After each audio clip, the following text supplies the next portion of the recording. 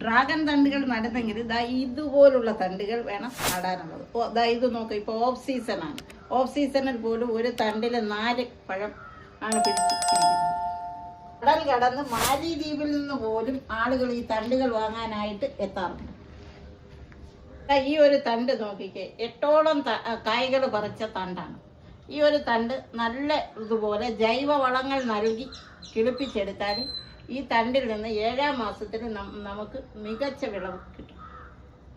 1 കിലോയ്ക്ക് പുറത്ത് തൂക്കമുള്ള പഴങ്ങൾ നമുക്ക് ഇവിടുന്ന് ലഭിച്ചിട്ടുണ്ട്. എങ്ങനെ പോയാലും ആവറേജ് ഒരു 780 ഗ്രാം തൂക്കമുള്ള പഴങ്ങൾ ലഭിക്കും.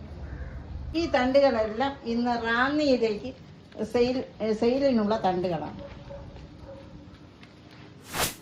ഇന്ത്യയിലുള്ള എല്ലാ സംസ്ഥാനങ്ങളും, മിക്ക സംസ്ഥാനങ്ങളിലും കേരളത്തിലുടനീളം നമ്മുടെ തണ്ടുകൾ ആവശ്യക്കാർ വന്ന് വാങ്ങാറുണ്ട്. അതുപോലെ തന്നെ കൊറിയർ വഴിയും RMS വഴിയും തണ്ടുകൾ വിപണനം ചെയ്യുന്നു.